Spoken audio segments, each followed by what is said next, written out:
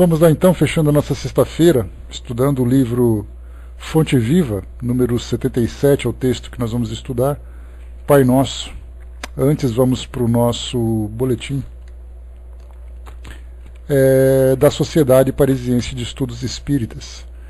O nosso boletim é do dia 9 de setembro de 1859, sexta-feira, reunião que começava então às 20 horas. Diz aqui o texto para nós, deixa eu pegar aqui, só um instantinho. Vamos lá. Leitura da ata e dos trabalhos da última sessão. Comunicações. Leitura de uma comunicação espontânea obtida pelo Visconde de H, médium recentemente desenvolvido, e transmitida pelo Sr. D, membro da Sociedade, em Lille, que será publicada. Leitura de uma comunicação espontânea de Lemainé, obtida pelo Sr. R, membro da Sociedade, também será publicada. Lemainé também é uma personalidade que a gente vai encontrar no Evangelho segundo o Espiritismo. Outra comunicação espontânea obtida pelo mesmo, de parte do Dr. Olivier, que se apresentou sem ter sido chamado. Essa comunicação tem isso de notável. Mostra aquele espírito numa situação idêntica à de Voltaire, tal como este último a descreveu em suas confissões, publicadas na revista do mês de setembro. Ele duvida de tudo, mesmo de Deus. Errante, não encontra ninguém para o esclarecer, o que o mergulha numa ansiedade tanto mais penosa quanto menos lhe vê o termo. As palavras de consolo dirigidas pelo médium representam para ele um raio de luz e um alívio. Promete voltar. Será publicada. O Sr. Allan Kardec relata um fato notável de obsessão por parte de um espírito brutal, antigo carroceiro, sobre a pessoa do Sr. C, excelente médium. Além disso, o fato confirma a possibilidade da existência de lugares assombrados por certos espíritos. Também será publicada. Espíritos bulhentos de Madrid. Relato de um fato noticiado, sem comentário, por um jornal de Madrid, a respeito de uma casa daquela cidade cujos ruídos e desordens noturnos a tornavam inabitável, e contra os quais as investigações e as medidas da polícia haviam fracassado. Estudos. Questões sobre a avareza, a propósito da evocação de Père Crépin, de Lyon, serão publicadas depois dessa evocação. Isso teve umas cartas que foram apresentadas no encontro anterior, na reunião anterior do dia 1º, em que Kardec menciona a presença desse espírito, que era milionário, mas era extremamente avarento. Evocação de Privat d'Agremont, segunda entrevista, será publicada. Evocação do Sr. Julien S., feita a pedido do Sr. D. de Burgholtz. Evocação do Sr. Adrien de S., feita por uma pessoa estranha que assistia à sessão. Não obstante de interesse puramente pessoal, essa evocação oferece um traço característico quanto à influência exercida pelos espíritos errantes sobre os encarnados. A cripta de Saint-Leu. Procurando a sepultura do grande chanceler Pasquier na igreja de Saint-Leu, em Paris, no dia 27 de julho de 1859, ao perfurarem um buraco na parede, encontraram debaixo do couro uma cripta de 5 metros de comprimento por 4 de altura e 2 de largura, hermeticamente fechada por uma laje. Nessa cripta foram encontrados 15 a 20 esqueletos sem esquife e em diferentes posições, o que indicava que não haviam sido enterrados. Na parede, gravado com um instrumento pontiagudo, estava escrito Marvet, 1733, Marx, Coroinha, 1727, Charles Remy, 1721, Gabriel, 1727, Thiévin, 1723, Maupin, 1728 e vários nomes ilegíveis. Interrogaram o espírito São Luís sobre a possibilidade de evocar um dos espíritos cujos nomes se achavam na cripta, a fim de obter esclarecimento a respeito dessa descoberta. Respondeu ele: aconselho-vos deixar isso de lado. Há crimes nesse caso, e este é muito recente para exumarmos algo que se relaciona a ele. Situação interessante, né? Verteil, antigo autor dramático e ator do Théâtre à Cité. Era um rapaz inteligente, de notável beleza e possuía uma grande fortuna. Em pouco tempo perdeu todos os haveres numa bancarrota, depois a voz, a audição e a visão. Morreu em Bicêtre, onde ficou 20 anos, surdo, mudo e cego, recebendo comunicação apenas quando lhe riscavam os caracteres na palma da mão. Então respondia por escrito. Essa posição excepcional parecia oferecer incessante matéria de estudo psicológico.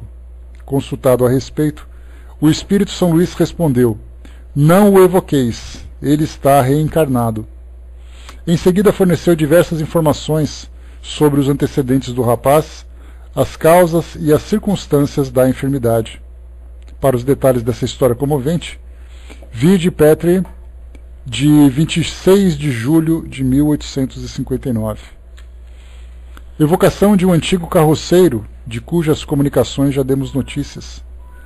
Ele se manifesta por sinais de violência, quebra o lápis, que força sobre o papel, e por uma escrita grosseira, irregular e pouco legível. Esta evocação apresenta um caráter notável, sobretudo do ponto de vista da influência que o homem pode exercer sobre certos espíritos inferiores por meio da prece e dos bons conselhos. Será publicada. Então esse aqui é o boletim do dia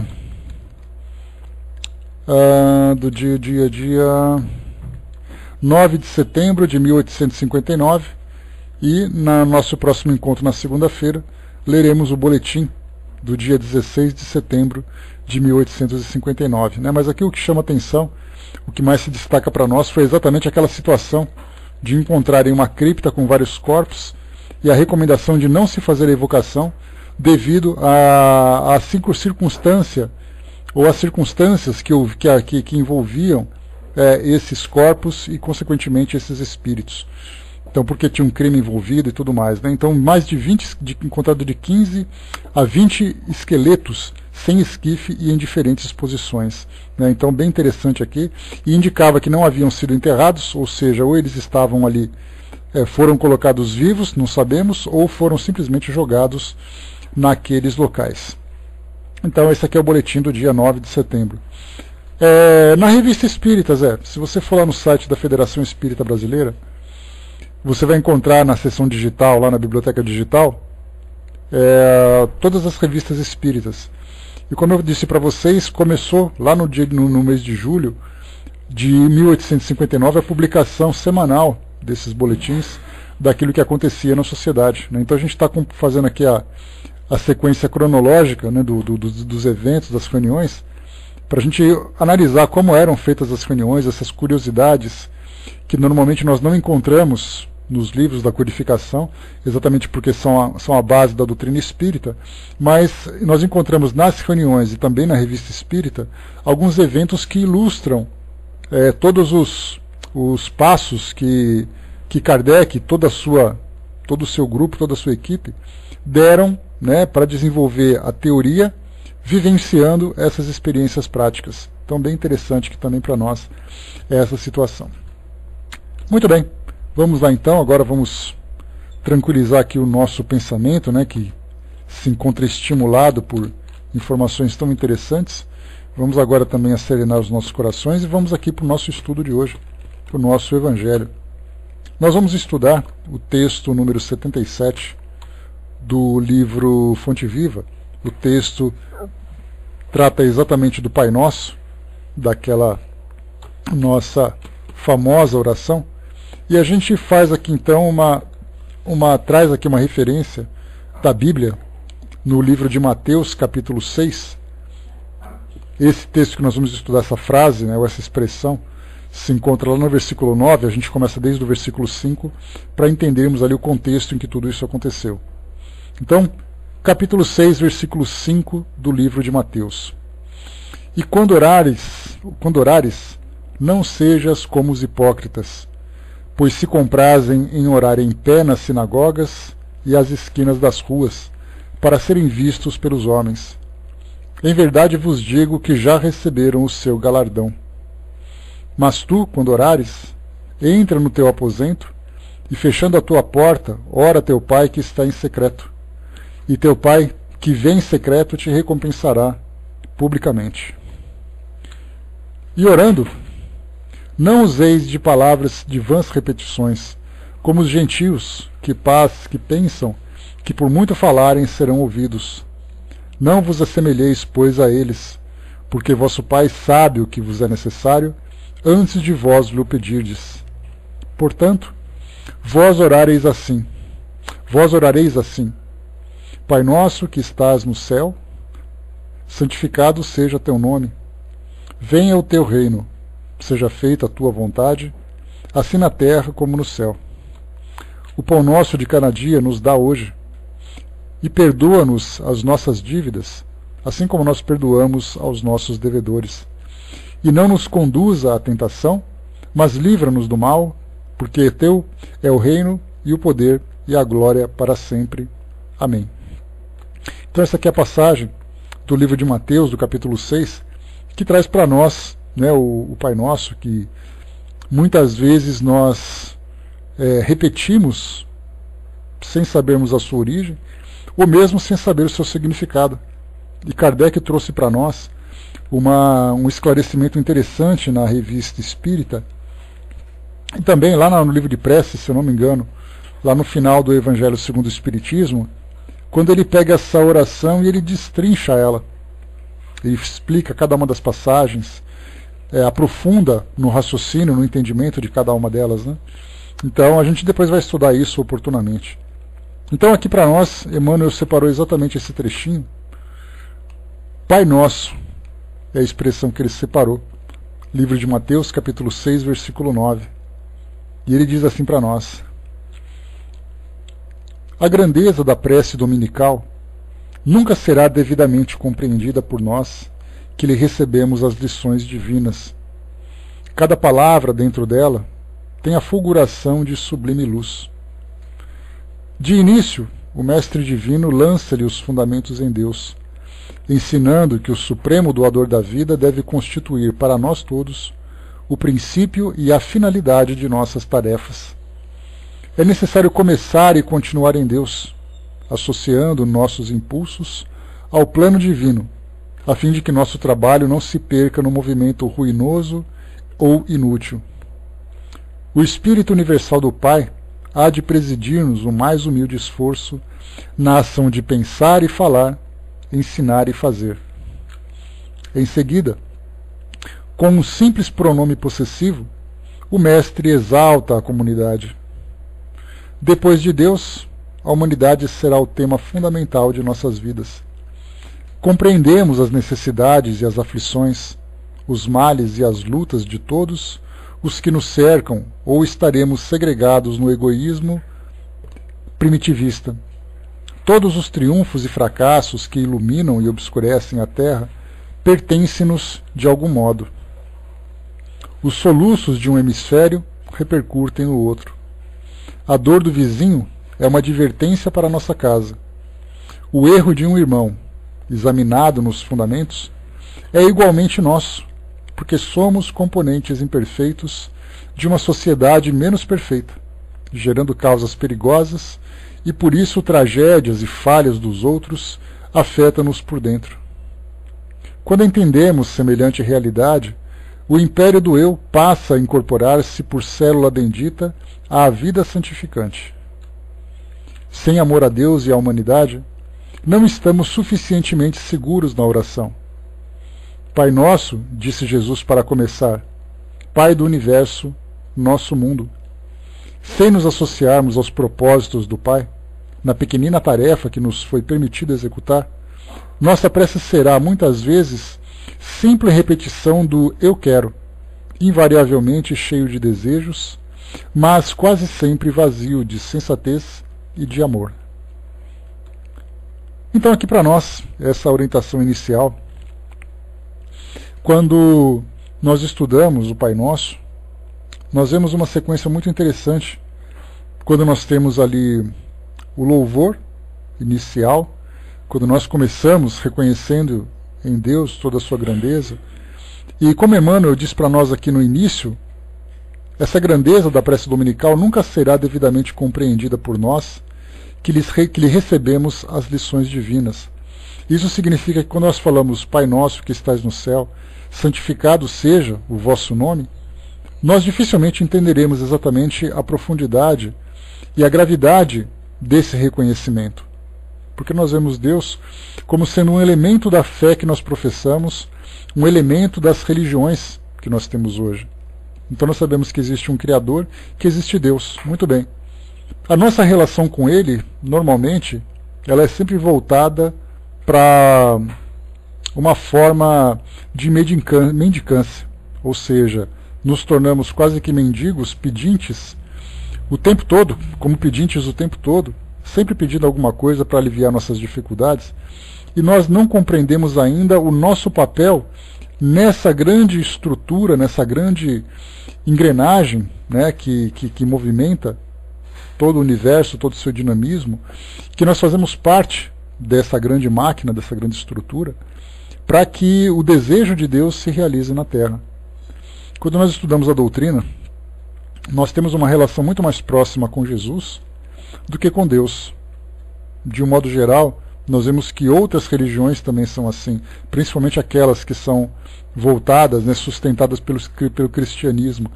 Tanto é assim que nós observamos que não existe uma religião que nós poderíamos chamar de religião deísta puramente. Mas nós temos uma religião cristã, porque nós colocamos Cristo como intermediário, budista, colocamos Buda como intermediário, religião muçulmana ou maometana para muitos, onde colocamos Maomé como intermediário. Então nós percebemos que a nossa relação com Deus ela passa sempre por intermediário. Então nós valorizamos muito mais o contato com essas personalidades que tiveram uma relação mais próximas a nós, vivendo aqui no mundo físico, né, convivendo conosco dentro do seu tempo, deixando a sua mensagem, e Deus continua sendo para nós ainda aquela entidade abstrata, aquela entidade distante. Mas quando nós começamos a ver a importância desses intermediários, o papel que eles tiveram de não se colocarem numa condição de divindades, mas de elevar os nossos pensamentos através dos seus exemplos, através dos seus ensinamentos, em direção a Deus, e nós reconhecemos então em Deus essa grande força que movimenta o universo, que sustenta as nossas vidas, a nossa relação começa então a se transformar. Porque aí nós percebemos que, se nós temos essa grande consciência divina, que criou o mundo, criou as criaturas, movimenta todas as vidas, né, nesse processo de evolução, e nós entendemos que nada acontece de uma forma miraculosa, mas tudo acontece através de ações práticas aqui no nosso mundo, de nós para conosco mesmos. Ou seja, embora nós tenhamos a vontade de Deus que mobiliza forças que nós ainda não compreendemos, com relação aos nossos destinos, com relação às forças da natureza, com relação a tudo o que acontece no mundo de uma forma mais profunda, mais complexa, nós temos que compreender que nós temos um papel importante também nessa movimentação do nosso mundo. Quando Emmanuel separa para nós aqui algumas passagens, e ele diz assim que muitas das nossas ações, pegando aqui por exemplo, voltar aqui um trechinho, quando ele fala para nós que em seguida a um simples pronome possessivo, o mestre exalta a comunidade. Então, dizendo para nós que é o nosso mundo, é a nossa sociedade, nossas vidas. Então, quando nós pensamos nessa ideia de que nós vivemos numa coletividade, e nós já estudamos sobre isso no livro Obras Póstumas, naquela passagem interessante, em que o Espírito fala para nós que nós somos seres encarnados no mundo, e que nós temos ali 3 camadas de ação, 3 dimensões de ação. A primeira dimensão é aquela individual, onde nós tomamos as nossas próprias decisões para dar um destino para as nossas vidas, para fazermos as nossas escolhas pessoais. Depois nós temos a segunda camada, que é a camada familiar, aquele pequeno grupo onde nós vivemos, normalmente a família, normalmente os amigos, normalmente o ambiente de trabalho, normalmente nos grupos de estudos ou nos grupos religiosos, porque nós conhecemos aquelas pessoas, nós interagimos com elas. E depois nós temos aquela camada mais abrangente, que é a camada da sociedade onde nós vivemos.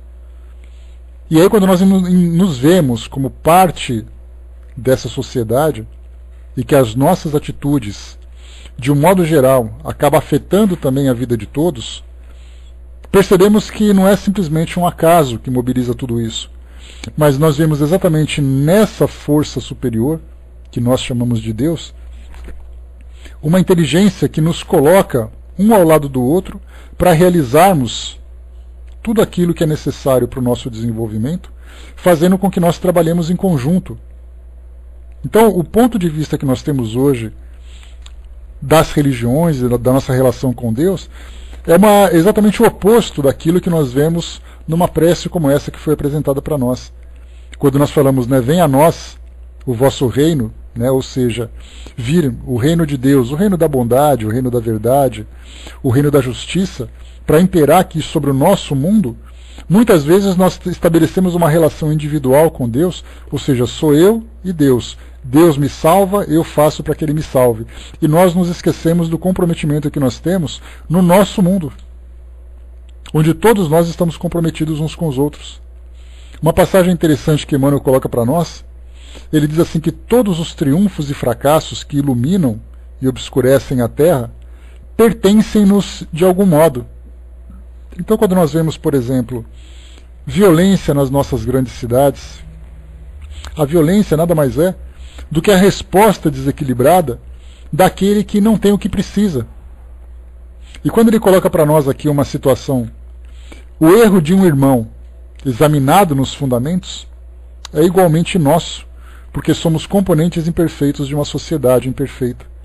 Então, examinando os fundamentos, claro que nós levamos em consideração o caráter de cada pessoa, as escolhas que ele faz, mas de um modo geral nós podemos perceber que aquilo que existe de ruim dentro de cada um de nós, quando nós falamos sobre o egoísmo, a agressividade, o orgulho, a vaidade, são elementos que nós naturalmente já temos dentro de nós, mas que acabam depois aflorando em virtude dos estímulos que acaba recebendo.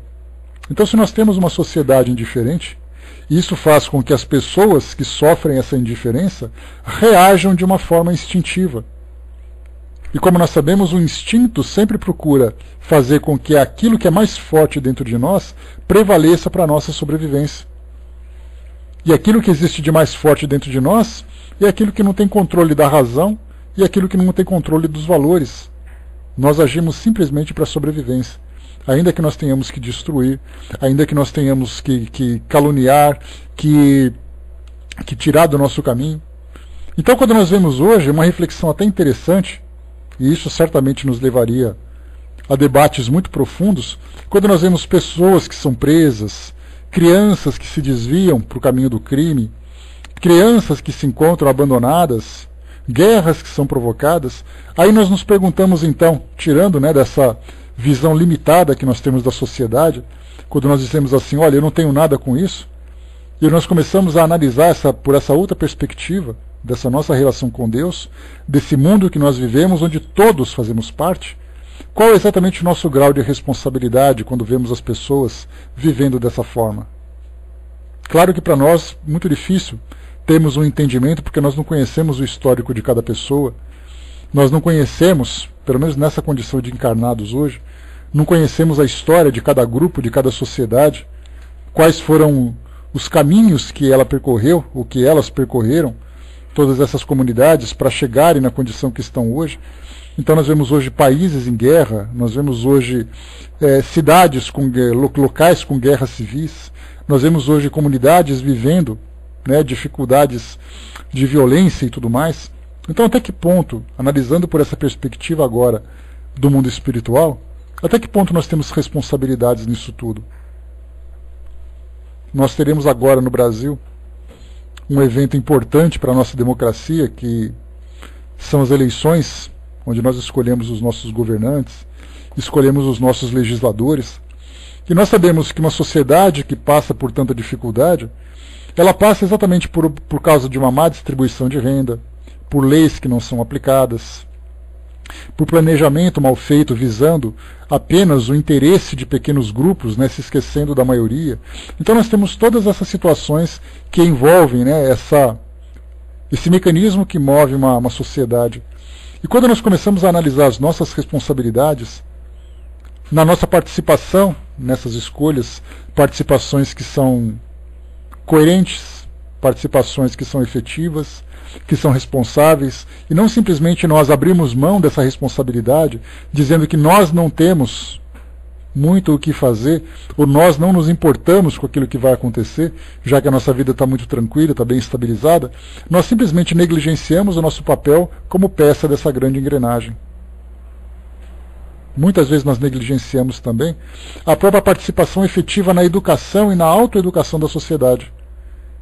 Quando nós educamos através dos exemplos, das referências que nós possuímos, e quando nós nos autoeducamos nessa relação, no convívio do dia a dia, no respeito às leis mais simples, às leis mais básicas, uma lei de trânsito, uma lei fiscal, uma lei patrimonial, qualquer coisa do gênero. Então nós vemos assim que nós vamos nos esquecendo desse nosso papel, exatamente porque, como eu falei para vocês, num outro estudo que nós fizemos, é muito difícil nós pensarmos de uma forma elevada, de uma forma sublime, no bem da humanidade quando nós passamos as nossas aflições individuais. Como é que nós podemos pensar nos outros, sabendo que nós temos os nossos próprios problemas? E aí, mesmo que nós tenhamos essa nobreza de pensar assim, eu passo por problema, mas eu também tenho que me preocupar com o problema do outro, chega um momento em que nós vamos fraquejando, em que nós vamos afrouxando essa nossa determinação, e aí então acabamos nos fechando dentro do nosso próprio mundo. E aí então vemos uma grande comunidade, como se fosse um grande cesto de ovos, cada ovo fechado dentro de si mesmo. Então nós não vemos ali todo o conteúdo formando uma única unidade. Nós vemos pequenas unidades fechadas dentro de um grande conjunto. E é assim que nós temos hoje. Estamos fechados dentro do nosso próprio mundo, dentro do nosso pequeno grupo. Estamos ali nos desafiando e nos enfrentando o tempo todo em situações, por exemplo, de questões políticas, de questões religiosas, de questões culturais, de questões nacionalistas, cada um querendo desenvolver o pequeno universo para que ele se sinta bem, para que ele se sinta feliz, ou para que nós nos sintamos felizes individualmente, sem nos preocuparmos com aquilo que o outro vem sofrendo. Então, enquanto a minha vida estiver bem, eu me preocupo com isso. E aí então nós percebemos que, embora nós tenhamos essa crença em Deus, nós tenhamos uma crença numa religião que nos eleve em direção a Deus, a nossa realidade é diferente. Então nós vivemos assim uma vida dupla, uma vida espiritual, religiosa e uma vida social, como se uma não tivesse nada a ver com a outra. E na verdade, quando nós começamos a estudar sobre tudo isso, nos entendemos como criaturas de um grande Criador, que nos dá todas as possibilidades e também nos dá o direito de escolhas na convivência desse mundo, dessa sociedade que nós estamos hoje, nós começamos a agir de um modo diferente. E aí nós percebemos que a caridade, que a educação, a fraternidade entre as pessoas não é simplesmente uma escolha que nós fazemos individualmente para alcançarmos um pedacinho do céu, como se esse fosse o nosso instrumento ou o nosso passaporte para esse mundo melhor. Na verdade, nós percebemos que a caridade, a fraternidade, a responsabilidade e outros valores que nos envolvem dentro desse mundo coletivo, na verdade, são atribuições que nós recebemos de Deus para a nossa evolução individual e também para a nossa evolução coletiva. Essa ideia da salvação, porque eu serei salvo, ou porque aquele grupo será salvo, ainda é uma visão limitada nossa, exatamente por não compreendermos ainda a grandiosidade de Deus. Por não compreendermos ainda a grandiosidade que é vivermos coletivamente. E aí então nós voltamos para aquele raciocínio que um dia que num dos nossos estudos nós desenvolvemos, quando nós pensamos assim, por que os grandes missionários vivem nesse processo intenso de autodoação? Normalmente estão envolvidos em religiões, são vistos como religiosos. Nós temos aqueles que são empresários, aqueles que são artistas, atletas, pessoas comuns, que também vivem, apesar de terem ali os seus compromissos pessoais, familiares e sociais, eles também vivem nesse sentimento de fraternidade. E eles acabam, de certa forma, se destacando. Então nós vemos quem são aquelas pessoas que se destacam nessa promoção de paz. E então nós começamos a citar nomes. Começamos a denominar indivíduos que se destacaram por esse ou por aquele motivo, enquanto que a grande massa se encontra ainda anônima no seu próprio egoísmo, no seu próprio modo de viver. E aí então por que essas pessoas são muito espiritualizadas quando vivem nessa condição de autodoação, de grandes missionários? Por que eles têm uma relação mais próxima de Deus? Porque eles se veem dessa forma. Eles dizem assim, eu vou trabalhar em nome de Deus. Nós podemos ver essa expressão. E nós falamos naturalmente daqueles que vivem de uma forma sincera e não simplesmente como os hipócritas fariseus do passado, quando faziam essas preces, quando se posicionavam, quando queriam chamar a atenção apenas para uma autopromoção, para desfrutar da autoridade que aquela posição acaba oferecendo. Então vemos esses grandes missionários que se destacam por terem essa proximidade com Deus. E ainda assim, mesmo que eles vivam em função da fé, porque muitos não conseguem compreender ainda a natureza de Deus, mas pelo fato de terem fé nesse momento, pelo fato de terem uma crença muito profunda, mesmo não tendo certeza, porque nós sabemos que existe uma dificuldade muito grande quando nós conectamos a nossa razão em busca de Deus e a nossa fé, que também vai em busca de Deus. A nossa fé encontra com facilidade, porque simplesmente basta acreditar. A nossa razão precisa de mais informações, e então ela não consegue buscar. Então nós vemos que muitas vezes a relação dessas pessoas com Deus, embora sejam relações limitadas, relações fantasiosas, elas são relações profundas e verdadeiras para aquela pessoa. Então ele faz muitas vezes simplesmente porque ele tem adoração, porque ele tem devoção. E a forma como ele expressa então esse amor todo é vivendo isso na prática no seu dia a dia. E daí então que isso se torna para nós um grande exemplo. Isso se torna para nós uma grande referência. E é assim que nós temos que pensar.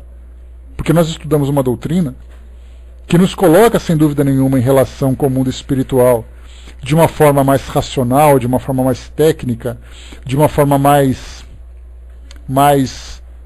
coerente com princípios e leis que regem esses dois mundos, ou regem o nosso mundo de modo geral. Nos aproximamos de Jesus como sendo o grande mestre que elaborou todo esse código que hoje nós seguimos, mas ainda assim nos mantém distante de Deus pelo fato de nós não compreendermos. E quando compreendemos Deus, nós pensamos assim, Deus existe? Nós dissemos, sim, Deus existe, porque não existe um efeito inteligente sem uma causa inteligente. Então nós começamos a elaborar equações e desenvolver raciocínios para aceitarmos a presença de Deus, sabendo que o acaso não cria nada e o nada não cria nada. Muito bem, então nós estabelecemos que Deus existe, porque nós chegamos a essa conclusão pelos indícios que nós possuímos. Mas ainda assim nós não conseguimos nos relacionar com Ele, porque nós não o compreendemos. Não compreendemos exatamente aquilo que Ele espera do mundo, aquilo que Ele espera de nós individualmente. Até porque existe até uma certa negação da nossa parte, porque quando nós pensamos assim que Deus espera alguma coisa de nós, nós pensamos naturalmente num Deus humano, num Deus antropomórfico, com aquela forma humana, e nós recusamos isso porque sabemos que Deus não tem esse formato. Deus não tem essa aparência. E aí então nós nos esquecemos da nossa relação com eles e começamos a raciocinar. E é aí que nós entramos nesse equívoco. Porque quanto mais nós tentamos pensar e raciocinar em torno desse assunto, mais nós nos distanciamos da nossa relação íntima e profunda que existe com Ele. Porque nós queremos nos relacionar com a razão. sendo que na verdade nós deveríamos nos relacionar com o coração. Não com a fé cega, mas com aquela fé sincera. Mesmo que seja racional, mesmo que seja cega muitas vezes, mas ela é sincera, ela é profunda. E quando nós observamos isso, aquele egoísmo acaba ficando de lado. De pensar assim, eu me relaciono com Deus e eu serei salvo por Ele. E aí então eu entro naquele caminho em direção a Deus, sem sequer olhar para trás para saber quem está chorando, quem está sofrendo, quem não consegue dar os mesmos passos que eu dei. Tá, vai com Deus, Lúcia. Até a próxima, até segunda-feira. Por isso, então, nós temos que começar a rever a nossa relação com Deus. E isso, naturalmente, é algo absolutamente individual. Algo absolutamente subjetivo. Porque somos nós que temos que pensar o que nós entendemos por Deus e de que forma que nós nos relacionamos com Ele. E por aquilo que nós vemos hoje, apesar de não termos tantas informações assim para embasarmos a nossa razão, nós vamos através dos exemplos. Jesus viveu em função do trabalho que ele tinha, do compromisso que ele tinha com Deus. Os outros missionários que chegaram até nós e continuam chegando e continuarão chegando no futuro, também vivem dessa forma mais profunda, vivem dessa forma mais íntima com Deus, distribuindo amor, distribuindo a caridade. Ainda que seja, Senhor, eu tenho que fazer isso porque eu sei que Deus espera isso de mim e eu espero ser salvo. Muda um pouco aquela característica do egoísmo, do individualismo, não o egoísmo de uma forma destrutiva, mas um pensamento individualista porque nós fomos educados a aprender a viver assim. O Zé lembrou aqui a questão 64, que fala sobre a concepção da existência de Deus. Então essa é uma dificuldade que a gente tem, Zé, que eu comentei com vocês, porque a gente procura fundamentação técnica para acreditarmos na existência de Deus. Então tudo aquilo que nós fazemos pela razão, pelo intelecto, tem ali um saldo positivo, mas nós ficamos estagnados na nossa aproximação mais íntima, na nossa aproximação mais afetiva com Deus. Porque nós queremos justificar a sua existência, mas não queremos nos relacionar, ou não pensamos em nos relacionar com Ele. E é então que nós temos que mudar o nosso ponto de vista. Jesus não é um grande mestre, não é apenas um grande professor. Na verdade, ele é um espírito missionário que veio também transferir parte da sua missão para aqueles que desejam também abraçar essa mesma causa. Então, na verdade, não vivemos em adoração a Jesus. Não ficamos apenas admirando a sua sabedoria. Nós abraçamos a mesma causa e damos continuidade naquilo que ele veio fazer.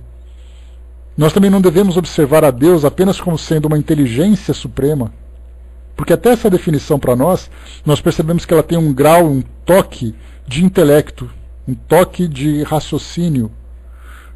Quando diz assim, o que é Deus? Inteligência suprema, causa primária de todas as coisas. Percebemos que esse tipo de resposta não nos traz nenhum tipo de estímulo afetivo com relação a Deus. Então, naturalmente, os espíritos tiveram sabedoria para isso, mas isso acabou inserindo em nós um pensamento muito mais lógico do que afetivo, do que espiritual. Jesus disse para nós que Deus era o nosso Pai. Nós então começamos a ver Deus de uma forma muito mais afetiva do que racional. Os espíritos disseram que Deus é a inteligência suprema. E aí, então nós nos aproximamos muito mais pelo intelecto do que pelo coração, pela nossa afetividade. Então, na verdade, nós estamos aprendendo a conhecer a Deus. Mas enquanto nós não conseguimos nos aproximar pelas respostas que nós apresentamos, é importante que nós tenhamos consciência de que nós fazemos parte desse grande mecanismo, e para agirmos de uma forma mais próxima de Deus, é importante que nós deixemos os nossos sentimentos falarem por nós nessa relação de uns com os outros. Julgarmos menos, trabalharmos mais, nos preocuparmos mais, nos sensibilizarmos mais também com aqueles que precisam. E aí nós começamos a agir simplesmente por reflexo. E esse reflexo é um reflexo muito positivo. E aí então nós vamos deixando que o tempo vá mostrando para nós, trazendo para nós as respostas que nós esperamos. Leonardo colocou, Jesus mesmo nos ensinou que Ele é nosso intermediário. Não se turbe o vosso coração, credes em Deus, crede também em mim. Eu sou o caminho, só um instantinho aqui. O caminho, a verdade e a vida, ninguém vai ao Pai senão por mim. Pois é, esse é um grande problema também que a gente enfrenta, o Leonardo, porque quando nós vemos Jesus como intermediário, dá a impressão de que basta que nós nos aproximemos dele para que ele nos leve em direção a Deus. E aí então nós entramos naquele ponto de adoração novamente. Então nós vemos assim que a compreensão que nós temos a respeito da importância de Jesus, como sendo o grande missionário que veio transformar o mundo e mostrar para nós ali novas formas de conduta. Quando nós nos aproximamos de Deus, não mais como um objeto de adoração, mas como sendo ali uma inteligência, e ao mesmo tempo uma inteligência que distribui sentimentos de nobreza, como o amor, né, como a fraternidade e todos os demais, nós começamos então a agir de um modo diferente também, preocupados realmente com as nossas ações. Ainda está muito longe, porque nós temos ainda dificuldades enormes de aceitar as diferenças, de nos preocuparmos com aquilo que os outros sofrem. Imaginemos, por exemplo, se a nossa sociedade começasse a trabalhar de um modo conjunto, com mão de obra, com doações materiais, com prestação de serviços, sem esperar retorno, preocupado com todos. Grupos de pessoas de uma rua se preocupassem com as dificuldades da outra rua e todo mundo trabalhasse em conjunto. Se nós víssemos uma cidade preocupada com a outra, se nós víssemos uma nação preocupada com a outra, um hemisfério preocupado com o outro, todo mundo se mobilizando para tentar ali acabar com as dificuldades, né? Nós imaginamos assim aquele mundo perfeito, poxa, que legal, ninguém tem dificuldade. Todo mundo vive preocupado com todo mundo e todo mundo quer ajudar todo mundo. Só que na verdade nós temos uma vivência hoje em que nem todos estão preocupados com todos e nem todos querem ajudar os outros. Porque nós continuamos vivendo ainda em função das nossas necessidades individuais. Não é aquele egoísmo destrutivo, mas é exatamente aquela fraqueza que não nos permite ir além da nossa própria dificuldade. Pensarmos assim, eu passo por dificuldade, mas eu sei que tem outros que passam por mais dificuldades. Eu sei que algumas dificuldades que o outro tem, eu posso ajudar, mesmo que não tenha quem me ajude. Então esse pensamento ele começa a fazer sentido para nós, mas não significa que nós tenhamos ainda força para poder viver dessa forma. Mas é o mundo exatamente que nós desejamos. Hoje nós temos instituições de caridade que imploram por ajuda de voluntários, que imploram por doações, que imploram por oportunidades, né, de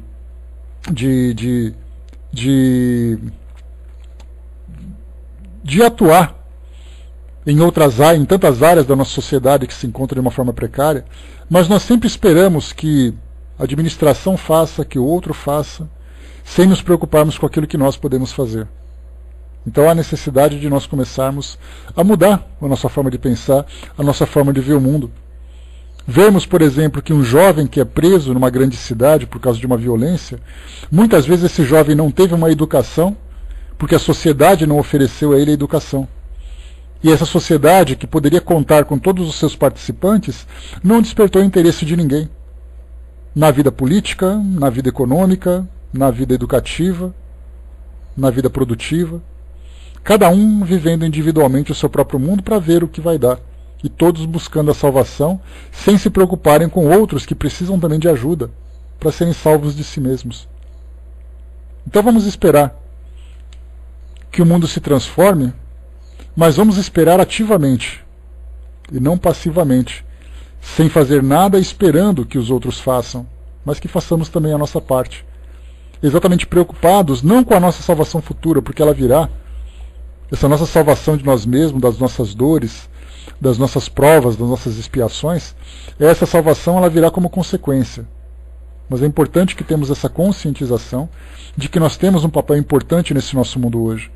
E esse conhecimento que nós possuímos são instrumentos de trabalho que nos permitirão, então, trabalhar fortalecendo esse propósito de Deus na transformação do mundo e fortalecendo também o papel, né, contribuindo com os grandes missionários que vieram trazer para nós esses exemplos. Eles não vieram fazer bonitinho para ilustrar o mundo, vieram mostrar para nós como devemos fazer. Agora, segui-los ou não é uma opção nossa. Então, essa é a nossa mensagem de hoje. repetindo aqui no final, Emmanuel diz assim: sem nos associarmos aos propósitos do Pai, na pequenina tarefa que nos foi permitido executar, nossa prece será muitas vezes simples repetição do eu quero, invariavelmente cheio de desejos, mas quase sempre vazio de sensatez e de amor. Então temos que começar a fazer com que a nossa relação com o mundo espiritual seja uma relação sincera, de colegas que trabalham juntos pelo mesmo propósito, e não de pedintes como nós nos vemos hoje. Leonardo colocou, né, a prova de Jesus como parte da Santíssima Trindade se firma na hora da oração. Nunca vi um espírito maligno sair de uma pessoa, em nome do Bispo Macedo, Malafaia, Kardec. Mas quando você lança a palavra em nome de Jesus, até mesmo chefes de legiões serão julgados e saem, né? Falo isso porque eu já presenciei várias vezes, né? Como Paulo nos ensina aos Filipenses, ele foi dado um nome acima de todos os nomes. E tem uma passagem interessante, como a gente já conversou, como muitas vezes nós dizemos assim: eu quero que você saia em nome de Jesus. E aí então muitos espíritos desafiadores, como a gente já comentou, perguntam assim: mas quem é você para falar em nome dele? E é aquele momento de silêncio, porque nós jogamos o nome de Jesus sem termos nenhuma relação próxima com ele, já que nós não trabalhamos afinizados com aquilo que ele faz. Então esse é um grande problema. Jesus tem autoridade, mas e você? Qual é a sua autoridade para falar comigo assim? Porque todo mundo diz assim: não, em nome de Jesus isso, em nome de Jesus aquilo, em nome de Deus tal coisa. Mas o que exatamente me credencia para falar em nome dele também? Sendo que eu vivo individualmente os meus próprios interesses. Então há necessidade de nós nos afinizarmos cada vez mais. Porque muitas vezes, como Jesus disse, que podemos fazer o que ele faz e muito mais, chegará um momento em que nós simplesmente diremos: sai. Aí é um grande problema que nós vemos. Por quê? Porque nós vemos que ele sai pela nossa autoridade. Então, fechando por aqui, exatamente isso, né, Leonardo, que eu coloquei para vocês. É necessário que aquele que trabalha junto a Jesus tenha essa mesma autoridade. Então você precisa ser isso também. Agora, muitas vezes nós, como foi colocado por Emmanuel aqui, nós fazemos uma prece como Pai Nosso, por exemplo, simplesmente como uma prece de repetição. Sem qualquer tipo de compreensão, sem qualquer tipo de vivência daquilo que ela representa. Então, por isso, nós precisamos sempre pensarmos assim, né, qual é exatamente o nosso grau de proximidade com aquilo que nós transmitimos verbalmente. Será que nós vivenciamos realmente aquilo tudo? É esse o raciocínio que a gente tem que ter. Então, fechando por aqui, pessoal, o nosso estudo de hoje é o texto número 77, Pai Nosso, que nós lemos hoje. E aí, então, deixo para vocês aqui lerem de novo, para fazer as reflexões individuais de vocês, reflexões pessoais. E a gente fecha por aqui o nosso estudo, então. Tá? Lembrando que hoje à noite, às 9 horas, na Sala Espiritismo Net Jovem, né, eu estarei lá fazendo estudo falando sobre erraticidade. Né, ou seja, falando sobre o mundo espiritual, para onde os espíritos vão, o que eles fazem, qual é exatamente ali o seu trabalho. Então falaremos isso hoje às 9 horas.